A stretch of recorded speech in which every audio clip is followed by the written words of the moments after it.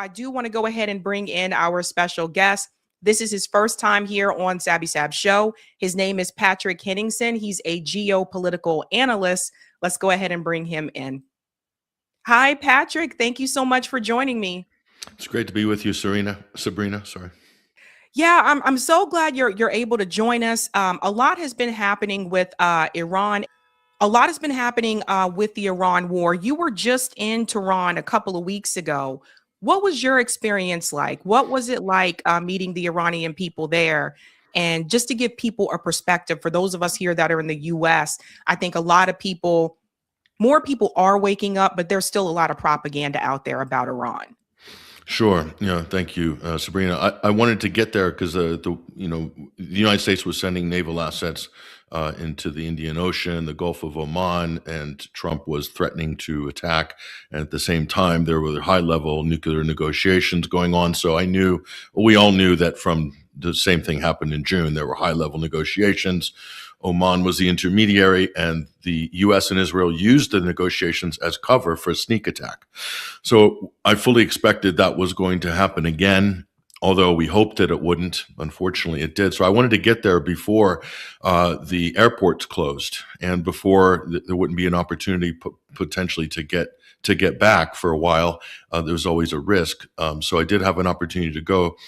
And I was there about 1 week before the bombs were dropping, more or less, and I was given a short stay visa because of the security situation. And as a Western journalist, obviously they didn't want us to be stranded there unnecessarily, not able to get out. And but I was able to do quite a lot of reporting while I was there.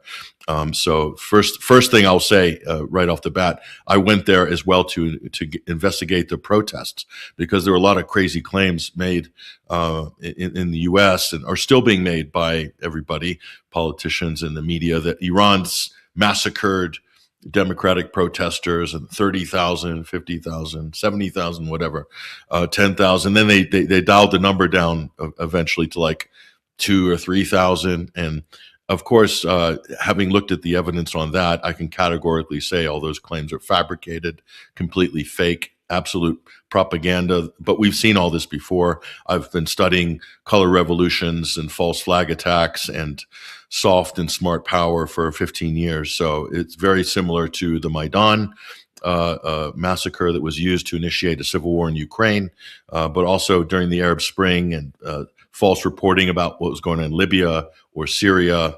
And we've seen all this before. So that's what they use, is they're using this as the moral justification for the war. Because just quickly as an aside here, if you have populist anti-war people on the right, the types of people, independent voters that voted for Donald Trump, or centrists on the left, mainstream anti-war Democrats who would look at the situation where they just assassinated the Ayatollah in Iran and say, well, and they don't like the war, but it's good that the regime, the leader is dead, because like Saddam Hussein, even though we invaded Iraq, at least as Tony Blair said, the world's a better place without Saddam. So therefore it was worth it. And it's the same type of mentality. And that's why atrocity propaganda, whether you're looking at October 7th, the Israelis putting out 40 beheaded babies and mass rape, and all of these are targeted at Western audiences. And they want to manufacture consent for the war to create an underlying kind of moral argument that, well, we don't like the war, but at least the regime is out, or at least the terrorists are dead, or the world's a safer place, and they can kind of do a compromise on. Same with Iran. This is the background noise, or the backdrop for the war. And whether Americans are for or against the war, they'll tolerate it if they believe that it was done with some sort of a moral justification, even if it's only halfway. So that's why the propaganda is so important. That's why I had to go to understand that for myself, and to see 2 million people out on the street supporting the Ayatollah and the government afterwards. And I was there at the national rally, and I reported from there as well. And that one of those clips went viral. And I received a massive backlash, obviously, from certain corners for being there, daring to be a Western reporter, independent journalist, to go there and actually see from my own eyes and then relay that. That's a terrible thing, according to some people. How dare I back? You're a mouthpiece for the quote regime. Anyway, it's not my first rodeo, so I did what I was supposed to do, and yeah. Yeah, and speaking of that manufacturing consent, this is a big one. Saturday night, it was reported that the island of Diego Garcia was struck. And I want people to hear the way that I believe this is the BBC, the way that they talked about this. Dropside News has been covering a lot of this information in real time. What they are trying to say now, they're trying to use this attack to say, see, Iran lied. They can hit further, and they can also attack us here in the United States, also the UK. By the way, Iran is denying this attack, but listen to the way the media talked about this. Of the missiles here, that again, if you see what's published, it talks about 2,000 miles being the maximum range of the Iranian ballistic missile program. When I was in the military, it was pretty clear that Iran wanted a missile capable of reaching continental United States. And it isn't about just having a bigger missile, because obviously a lot of its flight track is through space, so it doesn't have any drag. But there's lots of complications once you start going long distances. But this distance here, about 4,000 kilometers, as you say, it's over 2,000 miles. And therefore, they were very successfully able to strike that far, which raised the question, how much further could those missiles actually strike? How many miles from Iran to the United States? Well, I think you're about 12,000 kilometers, so you're talking about significantly more. But as I say, actually, it's more about, once you get the missile into space, it's free flowed, and then you've got to control it on the way down. So some of it is more about technology than it is about the size of the missiles. And it's been long declared that this was a capability that Iran had up its sleeve. I think what's interesting is the fact that they didn't actually hit their targets. It's also the news this morning seems to be making a big thing about this being a UK base. We have to point out, I think there are less than 100 UK personnel there. It's largely dominated by the United States. And given that the United States is the lead of the fight, the war in Iran, it's an entirely legitimate target if you look at it through Iran's lens. It does appear that defensive systems have worked. But as you were saying, expensively so, right? Oh, very expensive. But what price do you pay on protecting yourself? I think the other interesting thing is that there's a lot of political commentary about whether our government was right not to side with America. And you go, the worry is always that if you do, you become a target. If Iran does have missiles that are capable of reaching the UK, then we would be very worried, because we have no ballistic missile defense capability in this country. And therefore, this morning, rather than being Diego Garcia, which America has been launching attacks from, if we were actually involved in the war, we could be having a missile winging its way to London. We could certainly track it, but we couldn't do anything about it. So this is what the mainstream or corporate media is, the message that they're putting out into the ether at this point in time. They're trying to scare people. That was the first attack that I heard about Saturday evening. I want to hear from you, Patrick, here. First of all, again, Iran is denying this strike on Diego Garcia, but it seems very apparent that they're trying to scare people in the US and also trying to scare people in the UK and say, look, they lied. They can attack us too. Well, there's two ways to look at this. Now, when I first saw this report, I took it on face value, assuming that Iran has the capability and has intermediate range ballistic missiles that can go more than 2,000 miles and could potentially hit a target like Diego Garcia, which is in the southern Indian Ocean.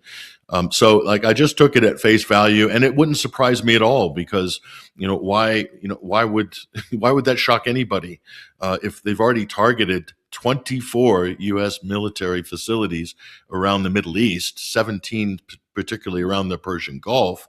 Why, that's just another U.S. base. It's just a little farther away. Why all the commotion in the Western media? And that does make me a little suspicious. And then when the Iranian denial came, saying, "Hey, look, we didn't. These weren't ours." I would expect Iran to be gloating about it if it was theirs. So, I mean, there's another red flag. So that means the Iranian denials of this are very credible. And what's more credible is the reaction, as you can see from the British intelligence implanted talking points, onto the news desk there. It looks like Sky News or probably Sky News. And don't be fooled by the posh accent. You know, it sounds really intelligent. It sounds great, but it's just bog standard propaganda. This is exactly the same argument they used for to get Britain to go shoulder to shoulder, Blair with Bush for the Iraq War. Is they claimed that Saddam Hussein had missiles that could launch in 45 minutes or less. That was the headline on every single tabloid. 45 minutes or less, and a big picture of evil Saddam and a Scud missile that could hit the U.S. base, or sorry, the British base in Cyprus. In Cyprus. That was in 2003. They used that. That was the main driver, that single talking point, to justify why it was an imminent threat, and Britain had to then go all in with the Americans. And the Americans couldn't have done it without the British because they needed a coalition or some semblance of a coalition internationally. So this is a repeat. This is a carbon copy of the Saddam 45 minutes or less hoax that got us everybody into the Iraq War. That's the first thing. Then I look at the headlines in Britain. I look at the Telegraph, which is establishment, military, leans for the military, leans for the intelligence services, leans for war generally. It's conservative rag. The nickname is the Torygraph in Britain, okay? The Telegraph. And the Telegraph has said, the headline is, Britain now in reach of Iran's missiles.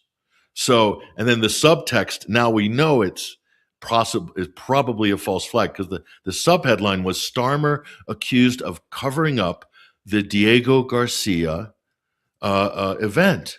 So what they're doing, this is an Israeli and U.S. planted talking point into the media to pressure the Prime Minister, Keir Starmer, to be more hawkish and to get behind the U.S.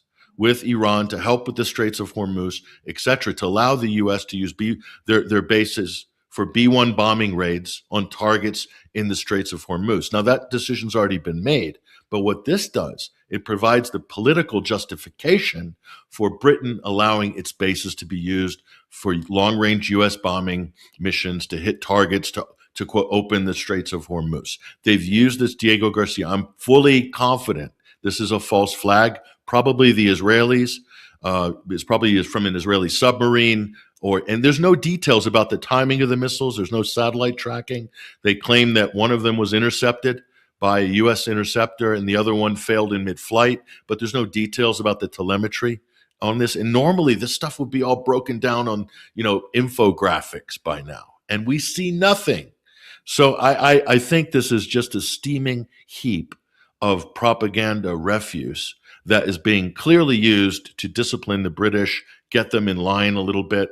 And then also, here's the other thing, Sabrina, the Chagos Islands, Diego Garcia, this is in the news because they just won a judgment at the International Courts of Justice for the illegal eviction and ethnic cleansing by the Americans and the British of Chagos residents to make this unsinkable aircraft carrier base between 1968 and 73. They basically turfed them out. They promised them reparations. They promised them this and that. They gave them nothing. They just sent them and force settled them to British Mauritius colony and the French Seychelles. And they gave them nothing. They stole everything. They just turfed them out. And that has been, so now there's pressure internationally to give back the Chagos Islands to the inhabitants, to allow them to resettle, and to maybe take the base, dismantle that base. So let me tell you, there's a lot going on with Diego Garcia. So I just thought I'd give you the broader picture there. It's very interesting. For those who are not aware, it was reported Sunday morning that Donald Trump is now trying to get a 24-hour ceasefire. This is an embarrassment, really, for the United States. But the other attack that happened Saturday night is this one, and I think this is the one that a lot of people are talking about, is the town of Dimona. After the Dimona hit, an Iranian missile just devastated Arad. So here are I want to show people some of the videos, they're very short, of some of the destruction that happened Saturday.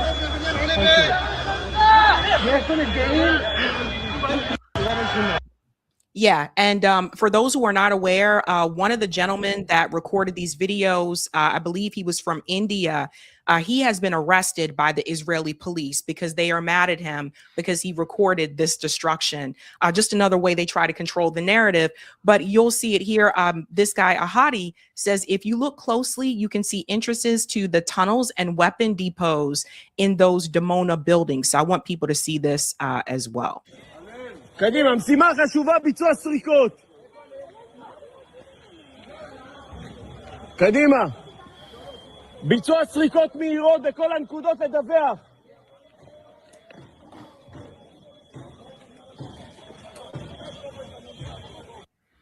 Yeah, so you guys can see the destruction. There's one more here that I want people to see. This was Fox News, and they're talking about how Israel's Iron Dome failed. An Iranian missile made it through the Israeli air defenses and came down in the southern Israeli town of Dimona, and people are injured. Now, Dimona is in the southern desert there, towards sort of near the tip of the Dead Sea and very near the Natanz Nuclear Research Center. No word that anything nuclear was hit, but we do have word that a lot of people are injured, as many as 40 injuries. That includes a 10 or 12-year-old boy who has shrapnel injuries and is in severe condition. Most of the injuries are light. They do count people who get injured running to the shelters among the injuries when you have a missile strike on Iran. So I just want people to see this and understand because from what I understand, so this town, Dimona, is supposed to be a nuclear town. And they're mentioning the people that were injured, but let's just all go back to Gaza for a second. It feels to me as though Israel's trying to have a rebrand of its own, and they want people to feel bad. And they're trying to say Iran is committing war crimes. It's laughable at this point in time to me, Patrick, considering everything that happened to Gaza. But the Dimona strike, it was a big one, and we can't show all the strikes on here because you guys know how YouTube is. But on social media, you can see those videos where those were powerful hits that Iran put on Israel Saturday night. Yeah, I think the first laugh was Mike Tobin there. I forgot what network, looks like Fox or something.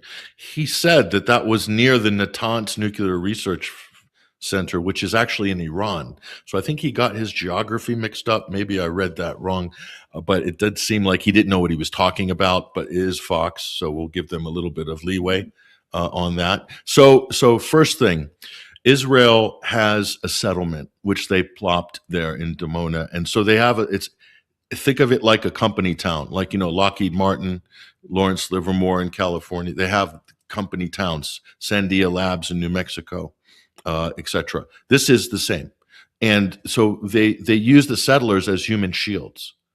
The Israelis do this all the time. So this is the very thing they accuse the Palestinians of doing in Gaza. Anyway, it's funny that the Diego Garcia story was a very, very convenient distraction. If you noticed, Tom Cotton and all the hawks in Washington were just crowing, how dare the Iranians fire at Diego Garcia. That proves there was an imminent threat. They can reach out and touch the U.S. shores. And no talk about Dimona. Now, you'd think that the Americans would be screaming from the rooftops about a nuclear site being hit in Israel by the Iranians. I mean, you'd think, because that's a game changer, not only from the safety point of view, the potential environmental impact of that.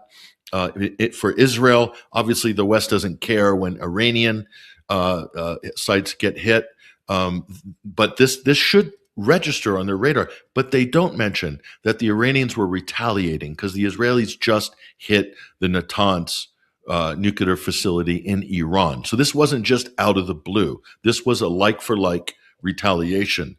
It was a reciprocal move. The Iranians are very measured on the escalation ladder, as we all can see now, unlike the U.S. and the Israelis that are kind of wild and reckless. So that's the first thing. The Diego Garcia story gave cover to this, because nobody wants to talk about Dimona. Why? Because Dimona houses nuclear warheads, undeclared nuclear warheads by the Israelis. So, and this is like a verboten topic in America. You're not allowed to talk about it. So now they have to talk about it now, or at least some people are having to address this issue now. Mention Dimona. As soon as you say Dimona, you're talking about warheads. And that comes to the very core, because the entire U.S. argument is that Iran posed an imminent nuclear threat. They could have built a bomb in 2 weeks, okay?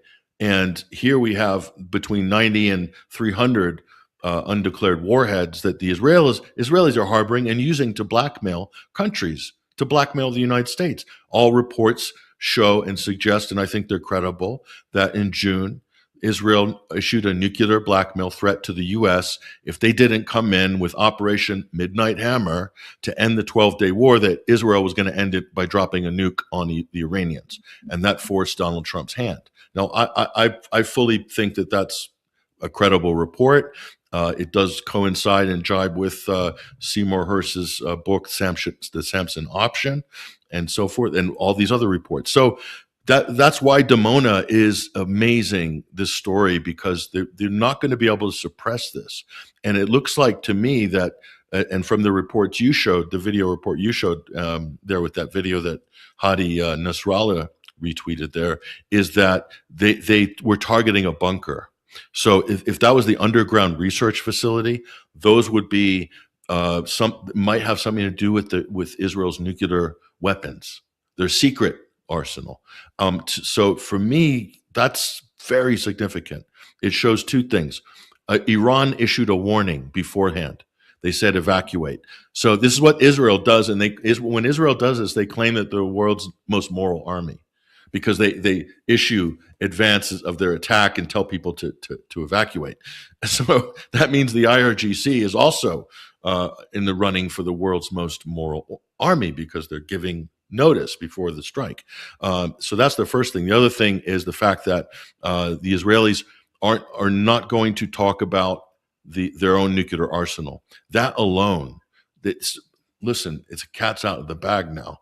We have to talk about these things. And how long are the U.S. and the Western media going to suppress this conversation that one country in the Middle East is allowed to have a lethal nuclear arsenal, and not allowing the International Atomic Energy Agency inspectors to visit, to have any regulatory supervision over it, or that they're not a signatory to the nuclear non-proliferation treaty, which every other country is? Why is Israel allowed to not be accountable on any level? That to me is just the fundamental problem to address the imbalance of this region, of the conversation, and to pull the rhetoric into check. This hawkish rhetoric against Iran that might have a nuclear weapon from a country that is harboring a secret nuclear arsenal. I mean, this is kind of insane when you think about it, but yet it just continues. This is something also that John F. Kennedy wanted to inspect when he was president, for those who are not aware. He wanted to go to Israel and inspect these facilities, but Israel kept finding ways to push back. And the next thing you know, John F. Kennedy was killed. So this has been an issue for quite some time. There were also some hits here. Again, I mentioned Iran's strike on Arad. Israel has a large fire here. Just want to show people.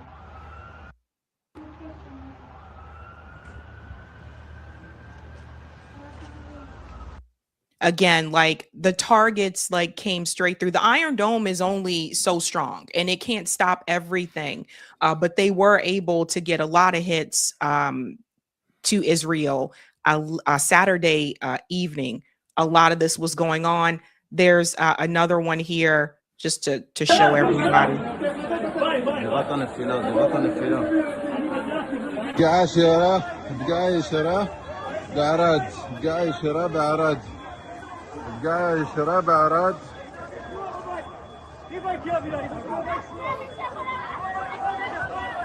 عراد إسرائيل بقاع يشرى طلعوا لي بإيش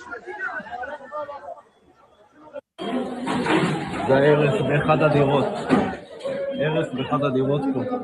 למעלה יש פצועים חבל על הזמן.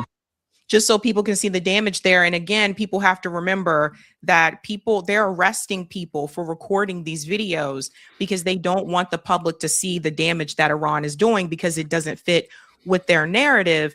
But Ben Gvir, Patrick, managed to emerge. This guy has been hiding for quite some time. I do want people to see this. He came out after these hits on Dimona.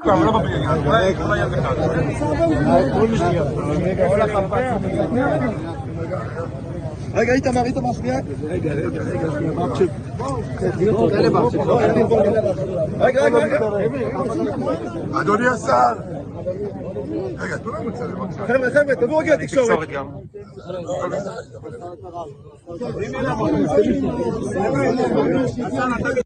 And where do you think he has been, Patrick? I'm pretty sure you've seen the videos of Netanyahu when we were all questioning whether this was AI or not or whatever. But Ben Gvir has also been absent for quite some time, and then all of a sudden he reemerges Saturday evening.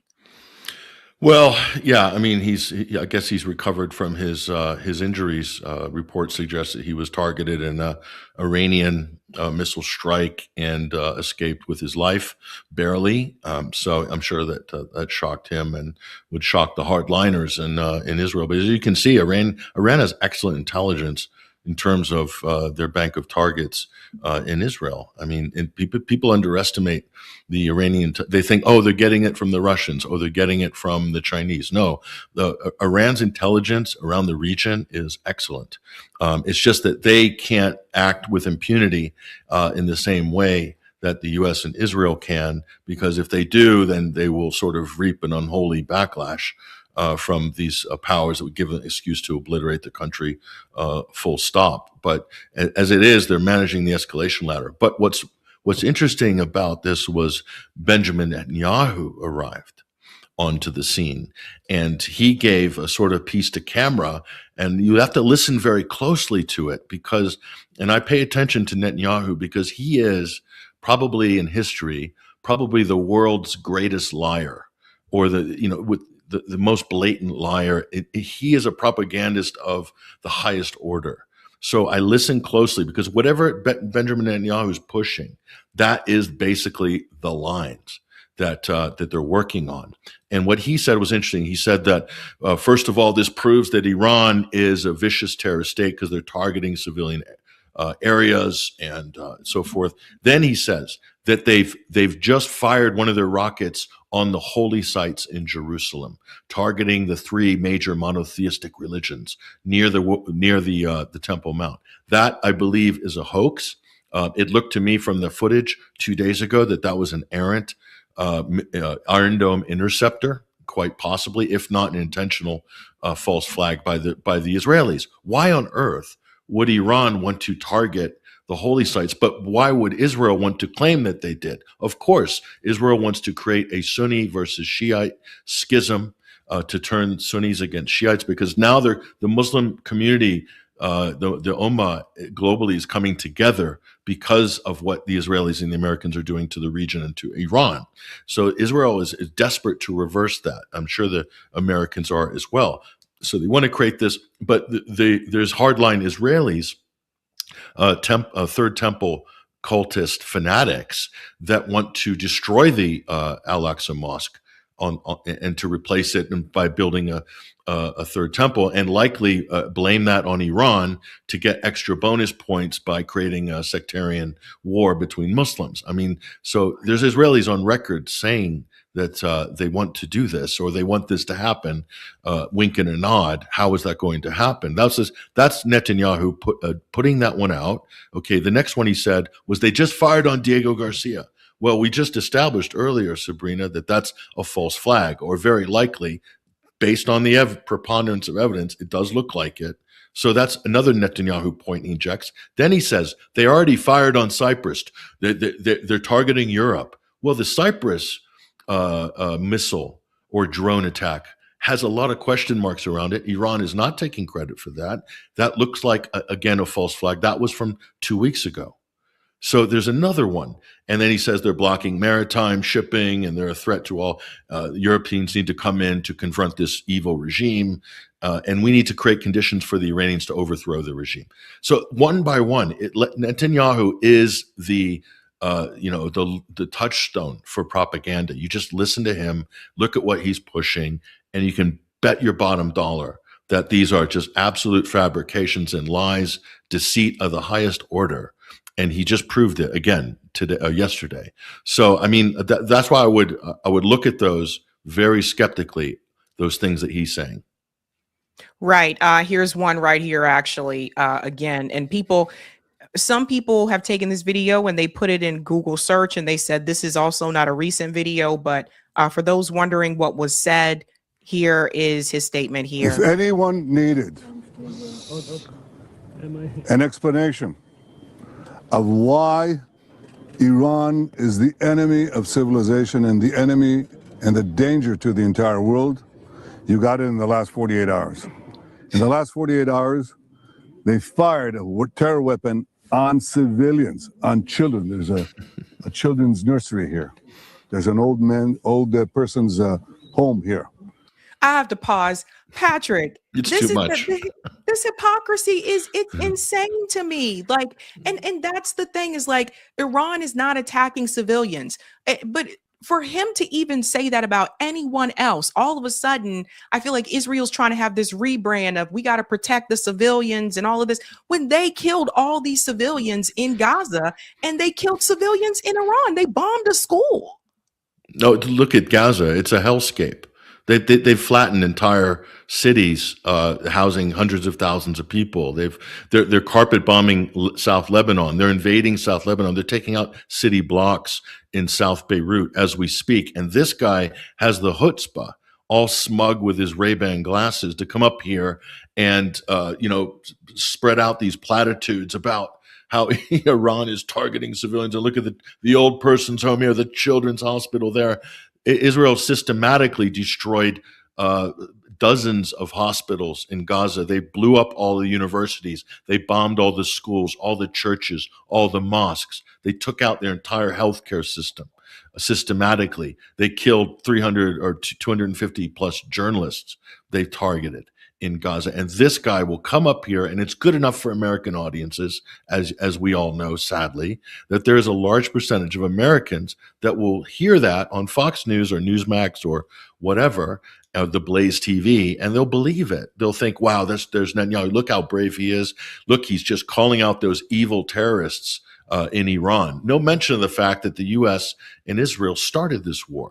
I mean, that's the obvious thing. And for the British, why would you be worried about Iran's ballistic missiles if you had, let's say, a peace treaty with them, if you had peace negotiations, if you had allowed the JCPOA Iran nuclear deal to stay in place, which was brought in by the Obama administration in 2015-16, which was unilaterally withdrawn by the Trump administration, intentionally at the express orders of Netanyahu himself to Pompeo and Trump's first administration, to provide the excuse to go out and say Iran is developing a nuclear weapon because there's no agreement to hold them into place. Well, the U.S. withdrew from that agreement. That's why the Israelis made them withdraw, because they wanted to create the political conditions to make the false claim that Iran was suddenly pursuing a nuclear weapon, even though multiple U.S. intelligence assessments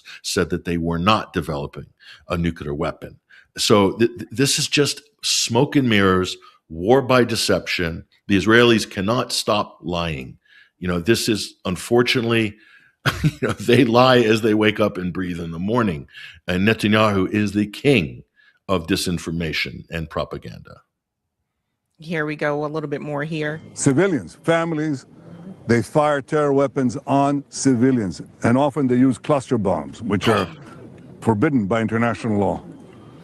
Hold on for a minute, Sabrina. Okay, I did a documentary in Lebanon, and Israel dropped millions of cluster bombs on the Lebanese during the Hezbollah-Israeli war. We're talking about 2005 and 2006, and the UN is still cleaning those cluster bombs up today. They look like children's toys. Kids are getting their hands blown off for years in Lebanon. And when the MAG unit, which is the UN's mine clearing unit, they asked the Israelis for years for the mission plans that mapped out where those bombs were dropped so that the teams could go and clear them. And guess what?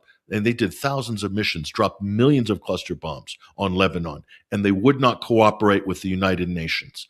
Israel would not give the targeting data over to those teams, so they basically just blew them off. That's Israel, and that was under Netanyahu. So for him to say that, to even talk about cluster warheads, it's just beyond laughable. And it's just sinister to a degree that's hard to explain. Exactly. We can only do so much of him, but you guys, you get the point here. All of a sudden, he's the victim because it's happening to these things, or Israel is getting attacked. All of a sudden, everybody needs to stop in their tracks and they need to do whatever they can to help them. And there is a lot of pressure that is being put on the U.S. allies to come in and intervene here. Donald Trump just made a statement threatening Iran. He made this on Truth Social. It's making the rounds on social media as well. One of the threats here, which I believe to be a war crime. That if Iran doesn't open up the Strait of Hormuz within 48 hours, the United States will, quote, hit and obliterate their various power plants, starting with the biggest first. We're going to continue to monitor any breaking developments out of the Middle East, obviously in response to this. Jason, I want to go to you first. So I just want to focus on his statement here. To me, this is a war crime, that if they don't open the Strait of Hormuz within 48 hours, the U.S. is going to obliterate their power plants, starting with the biggest one first. Like, again, it's all out there in the open. And I don't even know how. I feel like this. If the U.S. could do that, Patrick, wouldn't they have done that already? Well, it's no, because targeting power plants systematically, and the U.S. would go for all of them. Okay, that is one of the final cards you would pull.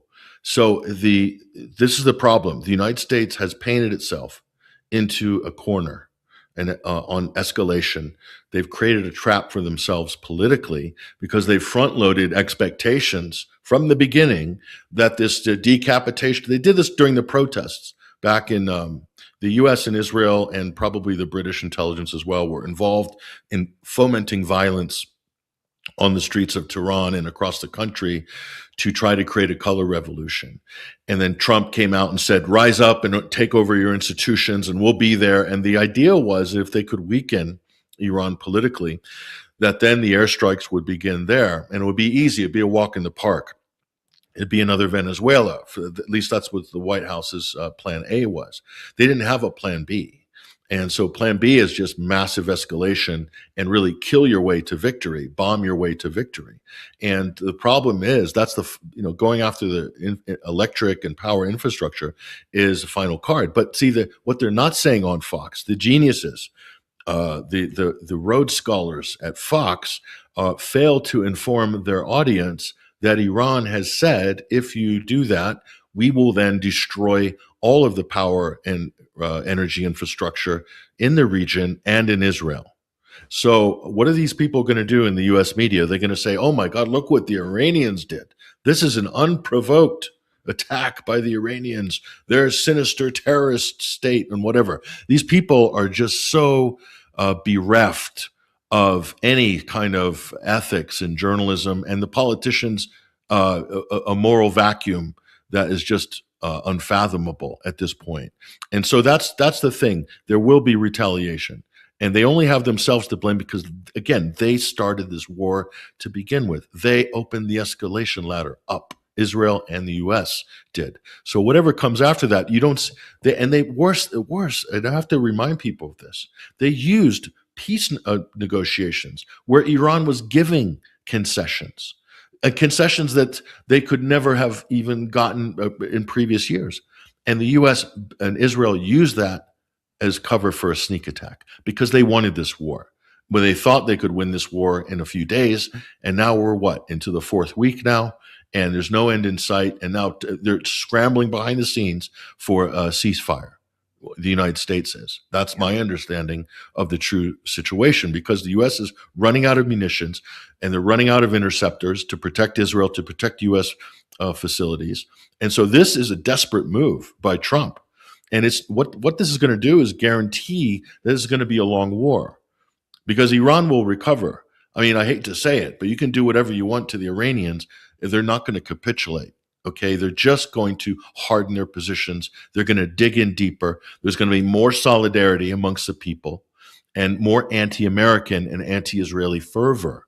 And any allies that get involved and decide to go shoulder to shoulder with Trump on this, they're then going to draw the ire, and they're going to be the sort of generational enemies of the Iranians. And let me tell you, this young generation in Iran, they weren't even born when the Islamic Revolution happened.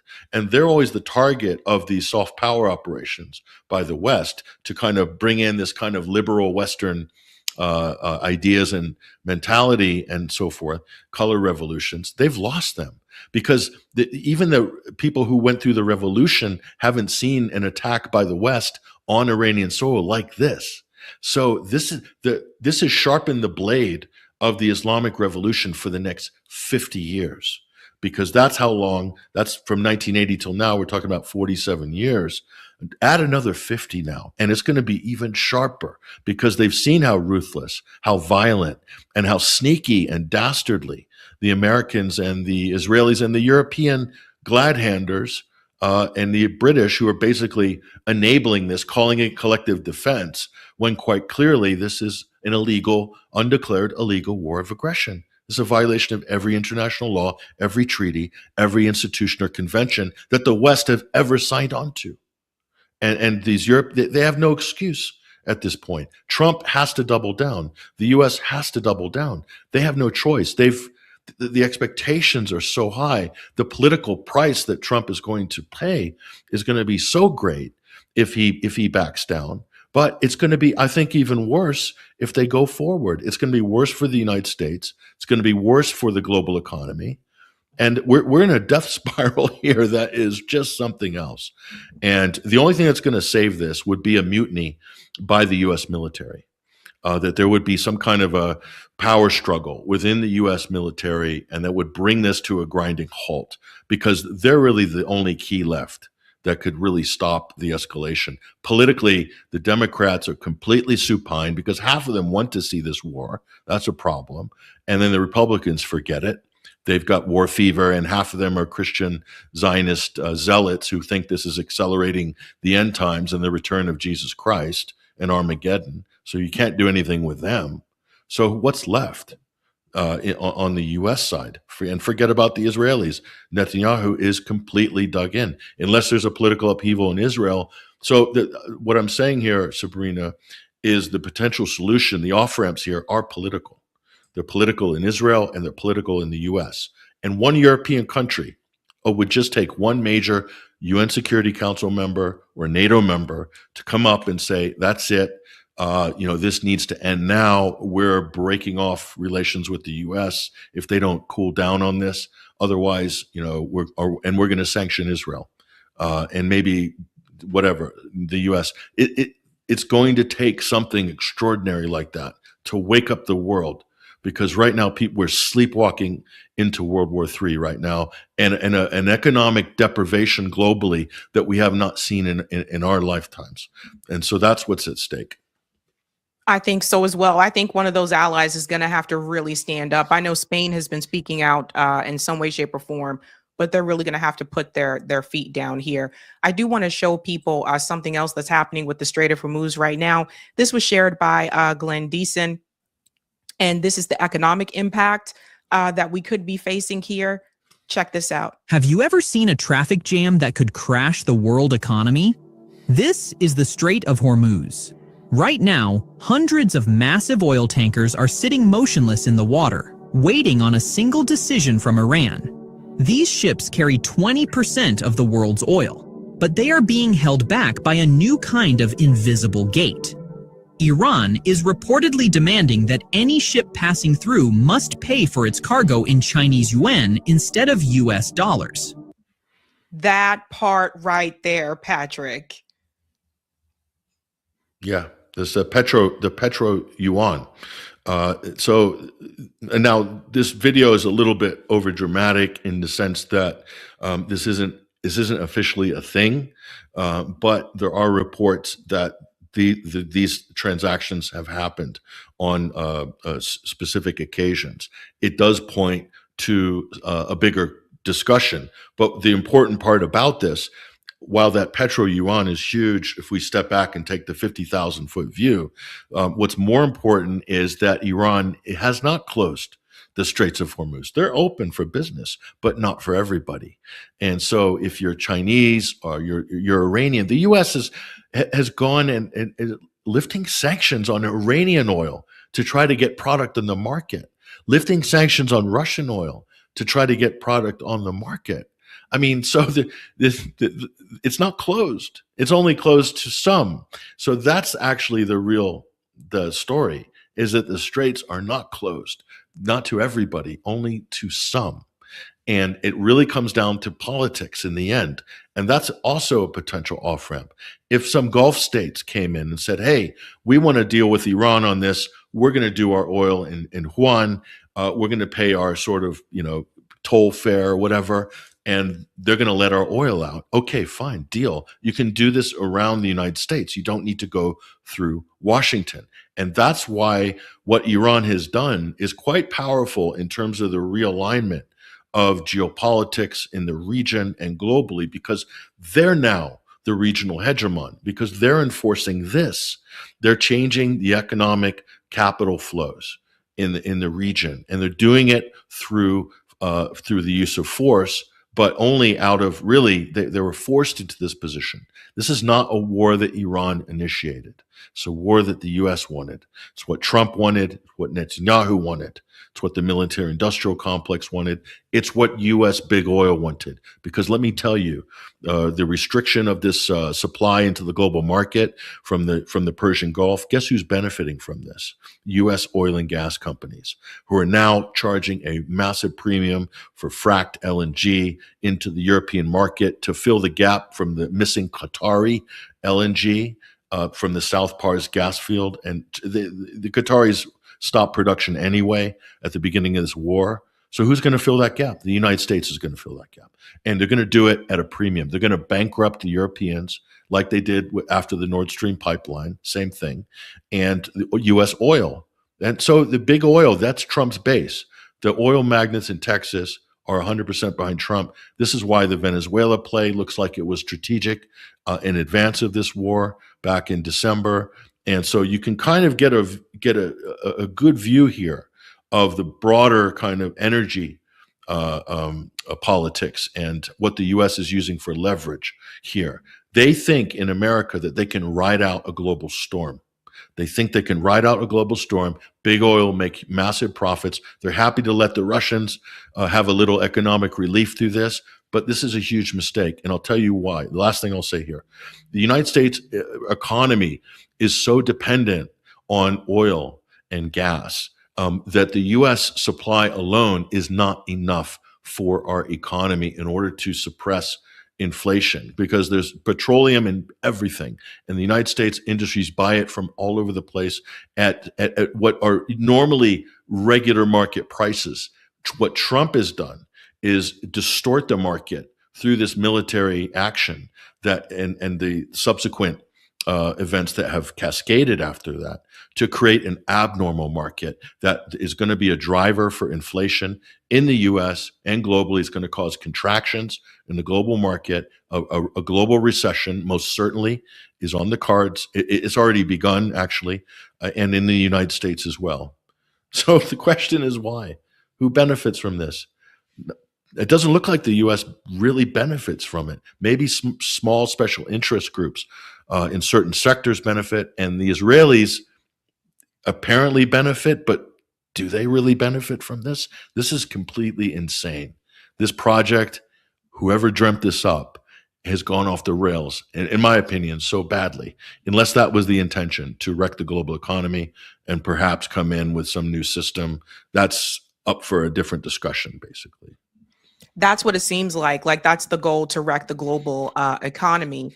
And then there's also the question of the Houthis, who did issue, also known as Ansar Allah from Yemen. They did issue a statement recently that says that they are ready And Iran is saying that if the U.S., which Donald Trump is threatening to do, that if the U.S. tries to take Karg Island, which like physically take Karg Island, the Houthis have every right to be activated and to get involved. And we're talking about a very solid, powerful, group there that really has nothing to lose after, especially like for those who are not aware, Saudi Arabia attacked Yemen for years through the help of the United States and U.S. weapons. So when you see like these statements from Ansar Allah, they have nothing to lose. And at that point, this becomes even more like escalated. And let me tell you about that. So the Ansar Allah is fully capable, the Yemenis. They're fully capable of closing the Bab el-Mandeb Straits or making life extremely uncomfortable for any shipping in the Red Sea. Now, the Saudi port is Yanbu. I think it's called Yanbu. It's in the Red Sea. It's the Petroline pipeline that runs east to west. That's the bypass for the Persian Gulf. So if the Straits of Hormuz close, then you could activate the petrol line or up production so that ships could come and fill up at that port, that Saudi port on the Red Sea coast. Well, Ansar Allah has already attacked the port facilities there before, and successfully. It's well within the range of not even the Houthis' top end in terms of missiles and drones. So they're doing 1.5 million barrels a day, but the shortfall for the global market from the Straits of Hormuz is about 8 million barrels short. So whatever Saudi can do, 1.5 million from their petrol line, Red Sea port, it's not going to be enough. They can up production, but again, that's going to take time. And even if they got up to 4 million barrels a day, the Houthis could shut that down in an afternoon. So it's not really a viable plan. Netanyahu is he's now talking publicly about building, everyone's pipeline should be going through Israel. He's just said in the last couple of days. And that's the solution, is Israel will be the sort of hub for global energy and in the East Mediterranean. And now you can see that's actually one of the big parts of the agenda for Israel. So a lot of this stuff is feeding into that long-term agenda. They're gambling that they're going to defeat Iran, that they're going to basically get the rest of the region under their thumb, and they're basically going to effectively take control of the energy in the region. And let me tell you, this also includes regime change in any of these Gulf states that are not going to hand over a significant amount of control of their energy resources to Israel and the U.S. in future. They're out. So you're talking about all these monarchs. They're going to be hightailing it to their penthouses in Paris, London, New York, Miami, and wherever else.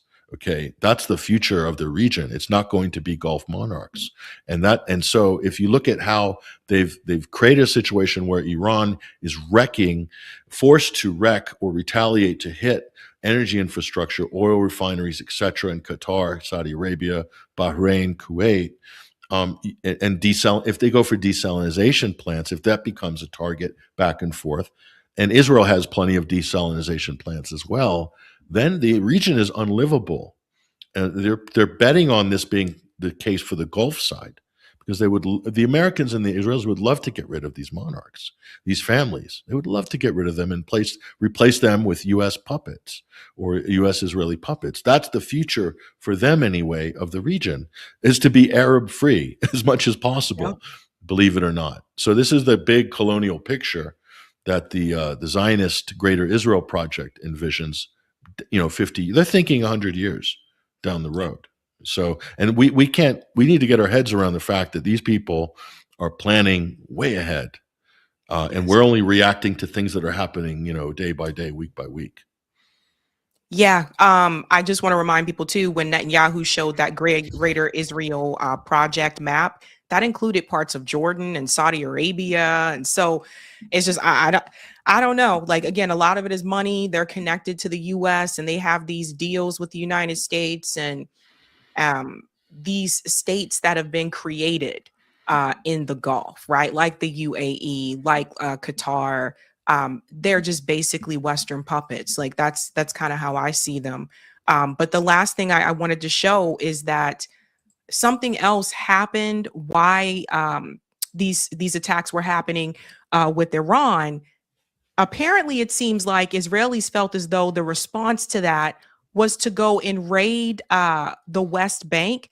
They were attacking Palestinians in the West Bank after that attack on Dimona. This was their response to it. And by the way, Firkin has a good point. You won't see this on CNN or Fox News. They were raiding the homes. They were setting homes on fire. This was right after that attack. من المنطقة الجنوبية الشرقية من المنطقة الشرقية على المنازل And there's even more videos of this, but this happened. It's almost like the response was, let's go inflict pain on the Palestinians in the West Bank because Iran just struck us. It's like, let's go hit those that we know don't have the tools that Iran has, because we know they can't fight back in the same way. It's absolutely disgusting. And they're unarmed. You know, Palestinians aren't allowed to have weapons in the West Bank, but the settlers are armed to the teeth, and they're protected by the IDF. So they're allowed to run what is effectively a pogrom. Okay, that is what you're seeing there. That's Kristallnacht. Okay, that's the actual Kristallnacht. That is the pogrom in real time. You know, it's not, to me, it's not as severe as the genocide in Gaza yet, but it's the same thing. It is the early stages of another ethnic cleansing and genocide operation. That's what they've done, but they do it incrementally in the West Bank. And the Israelis have always done this. Whenever there's something in Gaza, you see massive incursions in the West Bank, because they're just opportunists. They look at the war in Iran, or, you know, the genocide in Gaza and the war going on there as kind of a cover for incrementally displacing native Palestinians, burning their houses, kicking them out of their houses, burning their olive groves, killing them, harassing them, arresting them, whatever, to make life unlivable for them. And if whoever is too stubborn to leave, well, they'll kill them eventually. And now they have license to do just that from the likes of the Ben-Gvirs of the world, from the Bezalel Smotrichs of the world, from the Benjamin Netanyahus of the world, that are giving the full 24/7 dog whistle to go and do whatever you want to the native Palestinian population. And where's the West? Nowhere. You know, what about human rights, international law? No, it's too much. The West can't cope because they're drowning in the malaise of their own sort of moral hypocrisy and their own role in undermining and trashing international law and the international system by basically turning a blind eye or even overtly backing Israel's genocide in Gaza. And this war in Iran is to me, it's just an extension of what we've seen in Gaza. This scorched earth policy, where the whole thing about prior to October 7th, 2023, was that there would be countries, even Israel, would observe not using their modern military indiscriminately against densely populated civilian areas. That's all out the window now. I mean, Israel has done that before, but on very small scale compared to what they've done post October 7th. Now the United States have basically given that a green light. So the U.S. is also potentially going to return to its barbaric past. And during the Vietnam War, Laos, Cambodia, Vietnam, Dresden, Pyongyang, Hiroshima and Nagasaki. I mean, the United States has plenty of these massive, genocidal acts by modern military, and all the conventions and the Genocide Convention and all of the diplomacy, the efforts have tried to rein that in, and they kind of did after Vietnam. It was a different type of warfare. The U.S. adopted a more surgical military doctrine that was championed by people like Donald Rumsfeld, that the United States its air power, its deploy, its surgical, its special forces and teams, regime change, very quick results. None of this scorched earth killing masses of civilians, because they ruled that just didn't work in Vietnam. Well, we haven't learned those lessons, have we? Because the Trump administration is basically a facelift of Lyndon Baines Johnson. It may be slightly crazier even than LBJ, but that's kind of where we're at right now. It's no different. It's the same rhetoric, same type of militarism rhetoric from Hegseth that we saw for motivating the military during the 60s. The same type of jingoistic kind of mad sort of hoorah type of rhetoric. It's the same. The U.S. has just turned the clock back. That's all these people have done. They're absolute revanchionists in the colonial sense. And that to me, and even going back further, I would say this is medieval. What they're doing to Cuba is medieval. This is siege warfare in the open, starving, creating famines, punishing whole populations. That's what medieval kings did to tribes and ethnic groups. They thought nothing of just massacring, and killing 100,000 or 50,000. This is where the U.S. is at right now. And we're on the cusp of a very dangerous sort of escalation just in general of what's happening in Washington. And what horrifies me, the last thing I'll say, I'm sorry for the rant, Sabrina, but it really is, I think we're in a critical stage because there's no opposition. There's plenty of people in Washington, especially on the Democrat side, that could form a credible and a loud opposition to this, but they're cowards. They're absolute cowards because many of them have been co-opted into this machine themselves. And that makes for a huge problem right now in America. How are we going to restrain what we're seeing now? It's unbelievable. If you told me 10 years ago that this would happen, I would have said, no way. No way. 5 years ago, I would have said, no way. And look at it. It's happening. Yeah. Well, Patrick, thank you. Thank you so much for your time. I really appreciate you coming on. Where can people check out your work? Yeah, 21stcenturywire.com. That's our website. We're an independent media platform, been going since 2009. I'm also on Substack, patrickhenningsen.substack.com. You can drop those links in the description, or people hopefully will be able to find us there. All my work's there. And I'm on other shows as well, podcasts and whatnot. Thank you, Patrick. My pleasure. Thanks. Hey guys, this was a savvy clip. If you like what you saw, hit that like button and subscribe.